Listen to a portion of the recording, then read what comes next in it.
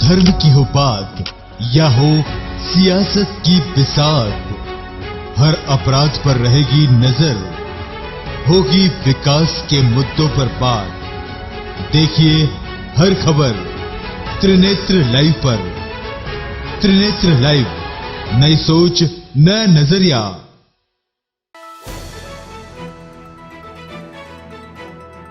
उज्जैन शहर के बीजेपी पार्षद पर बीते दिन जानलेवा करने वाले 5 आरोपी को पुलिस ने आज गिरफ्तार कर लिया है। पुलिस ने सभी आरोपियों का शहर में आज जुलूस भी निकाला है।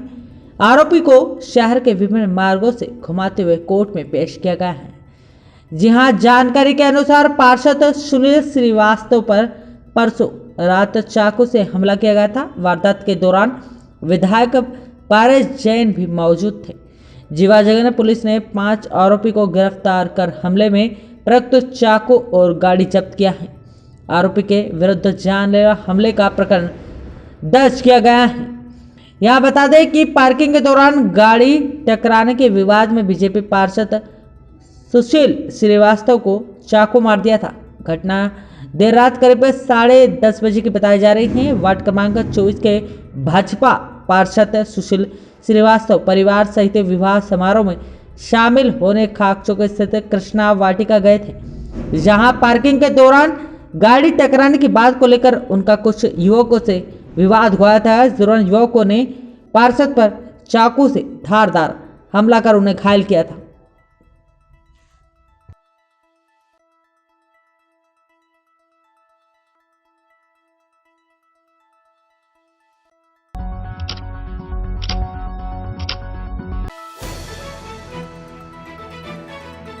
पति का देवरानी के साथ अफेयर के चलते पत्नी को ही पति ने पीट दिया। यह पूरा मामला आगर जिले के निवासी सुनीता राव, पति राजेश, उम्र 40 वर्ष, निवासी बड़ा गांव तहसील नलखड़ा के रहने वाली हैं। पति देवर और देवरानी के साथ मिलकर मारपीट, डराया, यहाँ तक धमकाया गया। सुनीता बाई ने बताया कि राजेश का संबंध मेरी देवरानी के साथ चल रहा था। जब मुझे इस बात का पता चला तो मैंने अपने पति राजेश से बात की तो मुझे बहरमी से मारा और कहा कि तू मेरा बाल विवाह का नहीं कर सकती तो मुझे किस बात का डर। इस बात को लेकर पत्नी को मारपीट की। पत्नी बुरी तरह से घायल हो और जिला अस्पताल में उसका उपचार जारी है। पत्नी का कहना है कि मेरे पति का देवरानी के साथ कुछ चक्कर चल रहा है। इसी चक्कर के चक्कर में मेरे साथ, मतलब मेरे पति ने पत्नी के साथ जमकर मारपीट की है।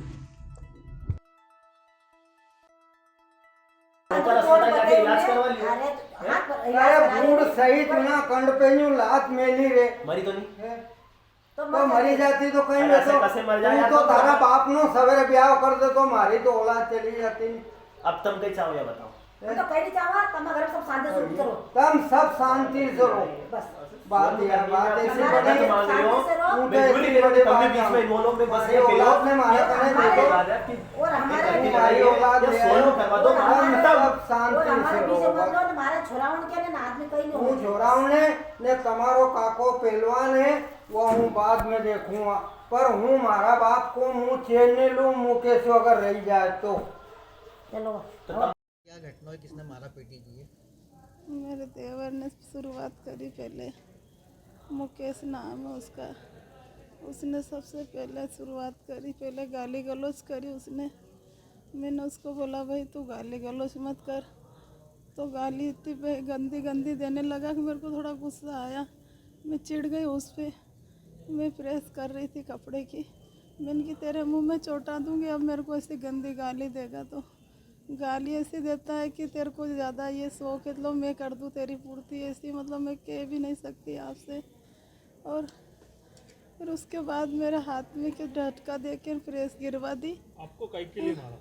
और मेरे को इसलिए मारा कि मैं कुछ बातें इनकी देख रेख करती तो मैंने कुछ ऐसा ही देख लिया तो मेरे को बोलते हैं ये इनसे इनका ज़्यादा ही महत्व है। छोटी वाली मेरी देरानी से मेरे से बोलते चालते कुछ भी नहीं है। 7-8 महीने से मैं उधर ही हूँ चुनाव के बाद से, तब से मेरे से बोलते चालते नहीं है। सब काम उसी से कहते हैं, मेरे से कहते भी नहीं है। मैंने एक दिन इस बात का बोला तो कि तेरे को क्या करना है, तेरे को रहना तेरे नहीं जा, मैं दूसरा कर लूँगा। मैंने बोला मैंने कि मेरे में क्या खामी है, बस बोल दिया ना तू अलग हट।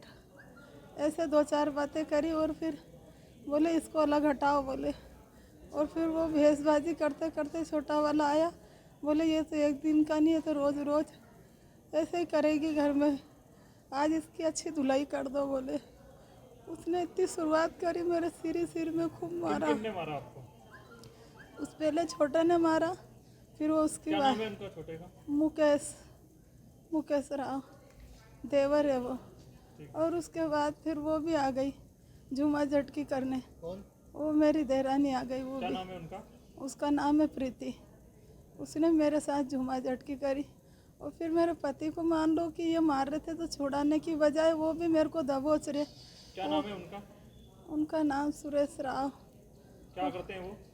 वो पूर्व पार्षद है और अभी दुकान है घर में। कहाँ के निवासी आप? बड़ा गांव कहाँ पे आ गया ये? नलखेड़ा बड़ा गांव। ठीक है, आपका नाम बता दें। सुनीता राव। हुआ ये था कि हम बच्चे लोग और हमारी मम्मी हम शुरू से ही सही रास्ते पर रहे हैं। मेरी मम्मी और मेरे पापा पहले बहुत अच्छे रहते थे, पर मेरी आंटी जब से आई है इनके गलत संबंध बने और इस बात का हम लोगों ने जब भी विरोध किया तो हम बच्चों के ऊपर भी उन्होंने मारने और गाली गलौज की धमकी देने की कोशिश की। हम लोग कुछ नहीं कर पाए कभी, पर जब मेरी मम्मी इनके ऊपर कुछ ज़्यादा ही ध्यान देने लग गई तो इनको गाली गलौज और उनको हम लोगों को भी कॉल कर करके धमकी देते थे कि तेरी मम्मी को ले जाओ, मैं तलाक दूंगा इसको। हमने जब इस बात का पूछने का कोशिश किया तो हम लोग को इधर डराते थे। और उनका बेटा है वो उन्हीं के साइड रहता था। क्या नाम है उनका चंदन ठाकुर, क्योंकि उसको ऐसा है कि उसको सारी पैसों से चीज़ें सारी मतलब है, उसने कभी हम लोगों का साथ नहीं दिया। मेरे भाई को सब कुछ पता होते भी उसने कुछ भी नहीं किया। हम बोलते और आज हम बोल रहे तो हमको धमकी भी दे रहे इस बात की कि तुम FIR करोगे तो हम पुलिस वालों को पैसा देकर ये बात ख़त्म कर देंगे और तुम लोगों को मरवा देंगे। किन ने मारा और क्या नाम है? मेरे पापा ने मारा। मेरे पापा का नाम है सुरेश राव और मेरे अंकल जो कि उनका नाम है मुकेश राव और मेरी आंटी प्रीति राव वो। और हमको धमकी भी दे रहे हैं कि मैं मेरे मायके वालों से कह के इन लड़कियों का जीवन बर्बाद कर दूँगी। इनको परसों की रोज़ मारा। बड़ा गांव, ये नलखेड़ा, तहसील नलखेड़ा है और आगर मालवा वहाँ का डिस्ट्रिक्ट लगता है। कितने साल हो गए शादी को? 25 साल हो गए इनकी शादी को। आपका नाम होगा? मेरा नाम आरती ठाकुर है।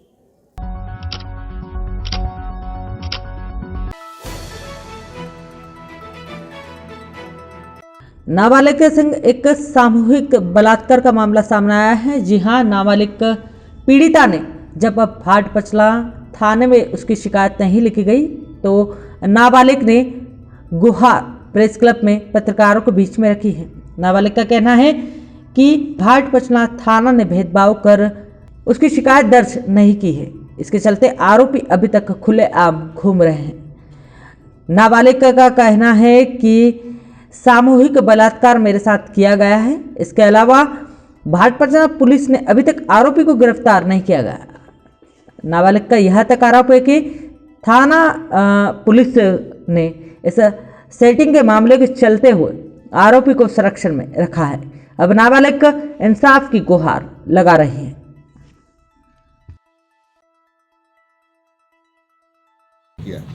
मेरे साथ शुरू में 6 महीने पहले मेरे भाई का जब शादी का टीका हुआ था, उसमें जब मैं अपने लेटरिन बाथरूम में बाहर गई थी निकलने के लिए, उधर मुझे नहीं पता था कि ये इंसान पीछे, उसमें उस इंसान ने उधर आई तब उसने मेरे को पकड़ा और बोला, चंद्रभान सिंह सोलंकी राजपूत, उसने मेरे को पकड़ा और उसने मेरे साथ ज़बरदस्ती की। मैंने उससे उधर चिल्लाई पर वहाँ पर कोई भी नहीं था और किसी ने भी नहीं सुना।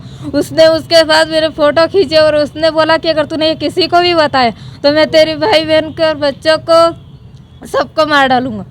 उसके बाद उसने बोला तो अब घर जा सकते। मैं अपने घर पे आकर किसी को भी नहीं बताया।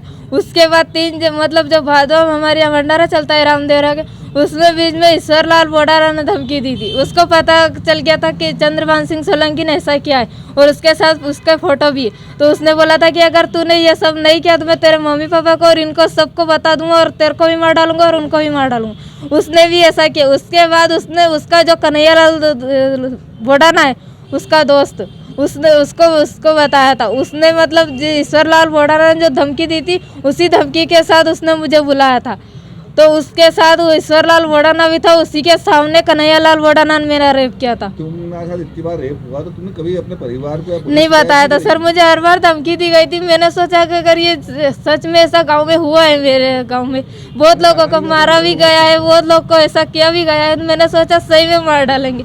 इसीलिए मुझे अपनी ज़िंदगी खराब करनी है, मेरे माँ बाप बच जाएंगे इसके चक्कर में। तो उसके बाद मंगल सिंह सोलंकी कन्हैया लाल का ही वही दोस्त है। ये मतलब तुम्हारे साथ जो फोटो खींचे थे तुमने देखे वो फोटो कभी? फोटो देखे थे सब, पर शायद वो अब होंगे भी या नहीं होंगे ये मुझे नहीं पता। अच्छा, यहाँ क्यों आए हो? यहाँ मैं अपना इंसाफ मांगने आई हूँ सब। उसके साथ अगर जो उसके बाद जो होगा वो देखा जाएगा, उसको ये करना है या नहीं करना।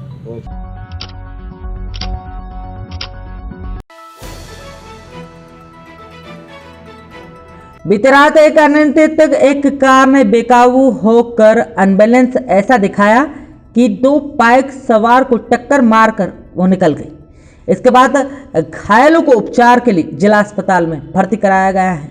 घायलों का कहना है कि कार सफेद कलर की थी, जो अनियंत्रित होकर रफ्तार से आ रही थी सामने से। दोनों बाइक को टक्कर मारकर कार रफू चक्कर हो गई। फिलहाल दोनों घायलों का उपचार जिला अस्पताल में कराया जा रहा है।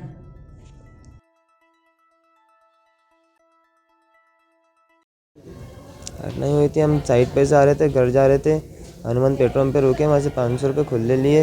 वहाँ से हम फिर निकले तो हमने 10 गाड़ी आ रही थी सामने से, हमने गाड़ी रोकी, हमने देखी गाड़ी निकल जाए, हमने इधर ली, उधर करी, उसने इधर करी, हमने इधर ले ली। फिर हम निकलने लगे तो फिर भी सीधे झूमते हमको ठोक के सीधा भग गया वो। गाड़ी कहाँ से आ रही थी? फ्रीगंज से। कौन सी गाड़ी है? 4 व्हीलर वाइट कलर की।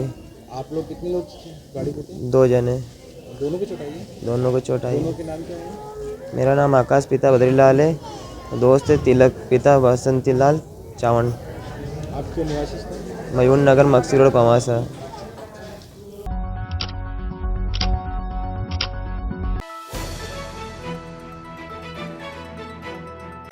उज्जैन चुनाव के 4 महीने के बाद भी उज्जैन जनपद के निर्वाचन अध्यक्ष, उपाध्यक्ष और प्रतिनिधि जनपद पंचायत का नाम कागजात नहीं संभाल सके हैं। कारण है कि जनपद का पहला सम्मेलन ही आयोजित नहीं हुआ है। ऐसे में करीब 74 पंचायत के करीब 150 गांव में पंचायत के माध्यम से होने वाले कामों का इंतजार है। अध्यक्ष उपाध्यक्ष ने चेतावनी दी है कि यदि 12 दिसंबर तक सम्मेलन नहीं बुलाया तो न्यायालय में जाने के साथ ही जनपद भवन के बाहर भूख हड़ताल शुरू करेंगे। यह पूरी बातचीत आज प्रेस कॉन्फ्रेंस के जरिए मीडिया के सामने कुछ कांग्रेस के प्रतिनिधि ने अपनी बात सामने रखी है। अध्यक्ष प्रतिनिधि, मेरा तो प्रशासन से एक ही कहना है कि जब हम एक बार चुनाव जीत गए, इसके बाद हम हाई कोर्ट से भी चुनाव जीत गए, इसके बाद कलेक्टर महोदय के वहाँ से भी चुनाव जीत गए, तो इस चुनाव को कब तक टालेंगे? हमारी जनपद में 75 ग्राम पंचायत लगती है, जिसमें करीबन 150 गांव लगते हैं। सभी गाँव वासियों का सरपंच जो है अपना आज चुने हुए 4 महीने हो गए हैं और प्रशासन बिल्कुल सहयोग नहीं कर रहा है, जिससे ग्राम पंचायतों में काम नहीं हो रहा है। ग्रामीण जन दुखी है, बार बार चक्कर लगा रहे हैं, हम बार बार कोर्ट का चक्कर लगा रहे हैं। हम अभी 7 तारीख को कलेक्टर महोदय द्वारा जब हमको बोल दिया गया कि आप शपथ ग्रहण कर सकते हो, हमने आके यहाँ पे लिखित में हमारे सीओ मैडम को बोला कि आप हमको 8 तारीख को शपथ दिला दो। इसके बाद भी सीओ मैडम ने हमें उस पर कोई एक्शन नहीं लिया। इसके बाद भी हम कल भी दिन भर प्रयास करते रहे, मैडम से बोलते रहे आप एजेंडा जारी कर दो जिससे हम शपथ ग्रहण करें। वो चाहती ही नहीं है कि हम शपथ ग्रहण करें। वो ये चाहती है कि जो बीजेपी के लोग वापस हाई कोर्ट में जाएं और उस पर स्टे लेके आए और वो काम को प्रबंधित करें। और ये नहीं, पहले तो ये इनकी मन मर्जी से यहाँ पे ये चाहते हैं कि अपनी इनके अध्यक्ष यहाँ पे नहीं रहे, आगे कोर्ट के शरण में जाएंगे। इसके अलावा हमारे पास कोई ऑप्शन बचता ही नहीं है, क्योंकि प्रजातंत्र में कोर्ट ही है आज की तारीख में जो हमारा साथ देने के लिए तैयार है। बाकी इनकी तो जितनी भी मन मर्जी है जो खूब कर रहे हैं और हमें काम नहीं करना दे रहे जा रहे। ये चाहते तो आज के दिन ही आज शपथ ग्रहण करा के और काम स्टार्ट कर सकते थे। आज 4 महीने हो गए चुनाव हुआ को, इसका बाद भी इनकी इच्छा ही नहीं है कि हम यहाँ पे आके बैठे हैं। ये तो बस इनकी मर्जी के हिसाब से जनपद चलाना चाहते हैं और चाहते ही नहीं कि हम जनपद में कोई काम करें। अध्यक्ष और उपाध्यक्षों का जो निर्वाचन हुआ था और निर्वाचित घोषित किए गए, उसके पश्चात एक रिट पिटीशन माननीय उच्च न्यायालय में लगी और माननीय उच्च न्यायालय से वो पिटीशन जब खारिज हुई, उसके पश्चात नियम 22 के अंतर्गत जो नोटिफिकेशन जारी होना था वो सक्षम प्राधिकारी द्वारा जारी किया गया और उसके बाद नोटिफिकेशन के बाद प्रथम सम्मेलन का आयोजन जिला पंचायत जनपद पंचायत के कार्यपालन अधिकारी को किया जाना चाहिए था, वो नहीं किया गया। बीच में जिलाधीश कोर्ट में भी ये पिटीशन लगी और जिलाधीश महोदय ने सम्मेलन को एक दिन आगामी पेशी तक स्थगित किया था और 5 तारीख को जिलाधीश महोदय ने उन्होंने जो स्टे दिया था उसको वेकेट किया और निरंतर जनपद पंचायत के अध्यक्ष, उपाध्यक्ष और सदस्य कार्यपालन अधिकारी जनपद पंचायत उज्जैन से निवेदन करते रहे। पंचायत अधिनियम की धारा 27 के अंतर्गत प्रथम सम्मेलन बुलाने का दायित्व सीओ का है, वो प्रथम सम्मेलन का आहूत करेगी और वो सम्मेलन भी नियमों के अंतर्गत नोटिफिकेशन जारी होने के 30 दिवस के भीतर जारी किया जाएगा और नोटिफिकेशन की अवधि 13 तारीख को 30 दिवस की पूरी होने वाली है, लेकिन मुख्य कार्यपालन अधिकारी प्रथम सम्मेलन आहूत करने के पक्ष में नहीं है। वो निर्वाचित बोर्ड को, निर्वाचित जनप्रतिनिधियों को क्षेत्र में काम करने नहीं देना चाहती। हमारी जनपद पंचायत की जो ग्राम पंचायतें हैं उनमें पूरी तरह से काम ठप्प पड़ा है। सरपंच इधर से उधर अपने कामों के लिए परेशान हो रहे हैं और क्षेत्र की जनता जो छोटे छोटे काम होना है, प्रजातांत्रिक मूल्यों की हत्या जनपद पंचायत की मुख्य कार्यपालन अधिकारी के द्वारा की जा रही है। इसके लिए खतरा है। निर्वाचित बोर्ड को काम करने देने के लिए हमें रास्ता बताने जाने के बजाय उनको प्रथम सम्मेलन आहूत करने की भी प्रयास नहीं करे जा रहे हैं और ये सीधा सीधा पंचायत अधिनियम की धाराओं का उल्लंघन है और ये मुख्य कार्यपालन अधिकारी न केवल एक्ट के खिलाफ उनके कार्य हैं, साथ ही भारतीय जनता पार्टी के नेताओं के इशारों पर भारतीय जनता पार्टी के नेताओं की कठपुतली बनकर इस तरह के एक अधिकारी को काम करना निश्चित तौर पर उज्जैन जिले में यह बहुत बड़ा प्रश्न चिन्ह लगा हुआ है। क्या करेंगे आगे फिर आप इसको लेकर? प्रजातांत्रिक तरीके से अगर जनपद पंचायत के अधिकारी नियमों विधानों के अनुरूप काम नहीं करेंगे, उनके खिलाफ कोर्ट में जाएंगे। माननीय उच्च न्यायालय है और आखिर कब तक और किस तरह से ये निर्वाचित अध्यक्ष और उपाध्यक्ष और निर्वाचित बोर्ड को काम करने से रोक सकते हैं। इनकी जो एक्शन है वो आम पब्लिक और शहरवासी और गांववासी देख रहे हैं।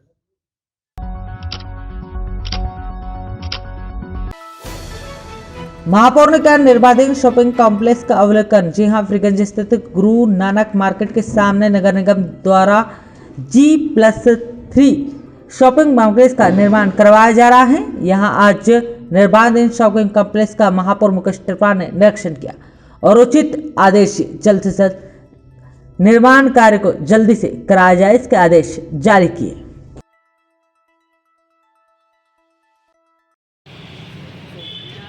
गुरु नानक मार्केट का निरीक्षण क्या है, किस तरह के निर्देश दिए गए हैं, कब तक बनकर तैयार हो जाएगा और क्या इसके लिए विशेषताएं दी जा रही हैं?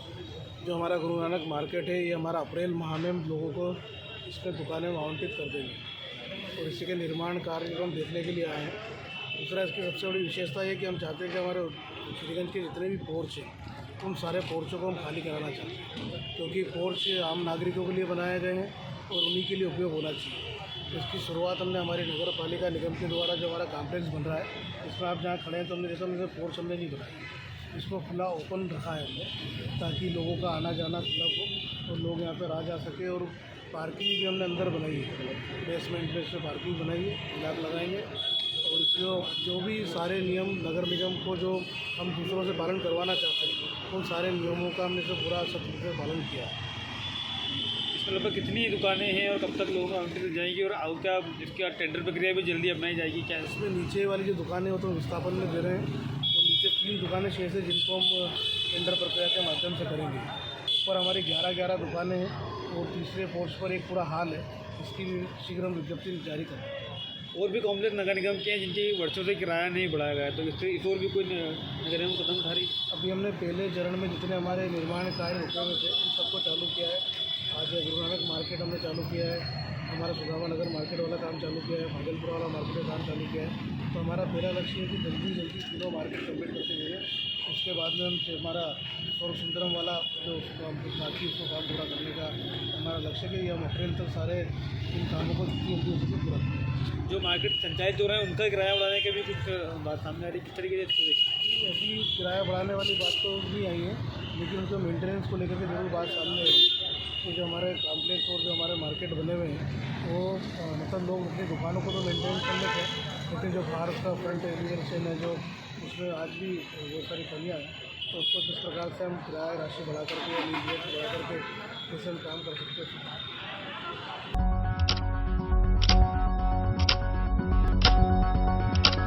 धर्म की हो बात या हो सियासत की बिसात, हर अपराध पर रहेगी नजर, होगी विकास के मुद्दों पर बात। देखिए हर खबर त्रिनेत्र लाइव पर। त्रिनेत्र लाइव, नई सोच नया नजरिया।